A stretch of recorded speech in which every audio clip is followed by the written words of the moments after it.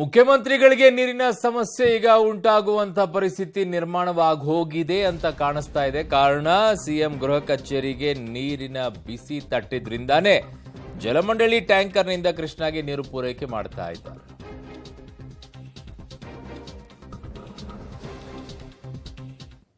ಮುಖ್ಯಮಂತ್ರಿಗಳು ಮಾತನಾಡ್ತಾ ಇದ್ದಾರೆ, ನೋಡೋಣ. ಮೀಟಿಂಗ್ ಅನ್ನ ಏರ್ಪಾಡು ಮಾಡಿತ್ತು.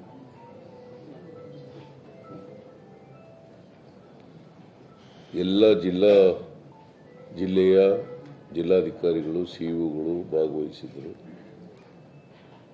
ಕೆಲವು ಕಡೆ ಜಿಲ್ಲಾ ಉಸ್ತುವಾರಿ ಕಾರ್ಯದರ್ಶಿಗಳು ಭಾಗವಹಿಸಿದರು, ಕೆಲವು ಜಿಲ್ಲಾ ಉಸ್ತುವಾರಿ ಸಚಿವರು ಕೂಡ ಭಾಗವಹಿಸಿದರು. ಇಲ್ಲೇ ಬಹಳ ಜನ ಭಾಗವಹಿಸಿದರು.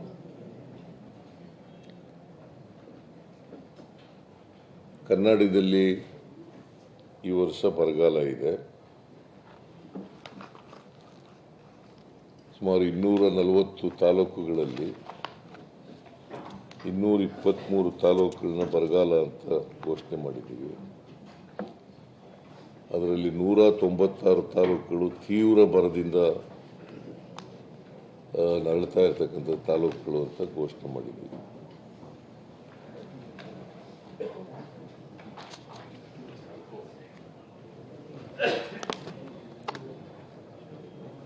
ನಾವು ಇತ್ತೀಚೆಗೆ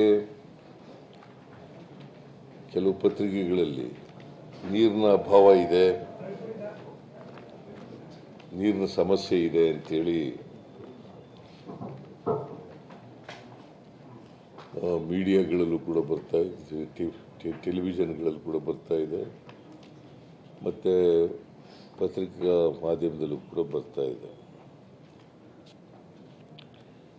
ನಾವು ಎಲ್ಲ ಮುಖ್ಯ ಕಾರ್ಯದರ್ಶಿಗಳಿಗೆ, ಜಿಲ್ಲಾಧಿಕಾರಿಗಳಿಗೆ ಸ್ಪಷ್ಟ ಸೂಚನೆಯನ್ನು ಕೊಟ್ಟಿದ್ದೀವಿ. ಯಾವುದೇ ಕಾರಣಕ್ಕೆ ಕುಡಿಯ ನೀರಿಗೆ ತೊಂದರೆ ಆಗಬಾರ್ದು.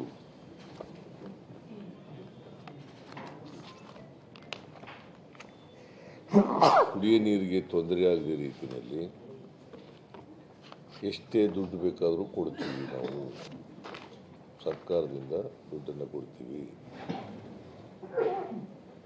ಈ ಗಳಿಗೆವರೆಗೆ ಎಲ್ಲ ಜಿಲ್ಲಾಧಿಕಾರಿಗಳ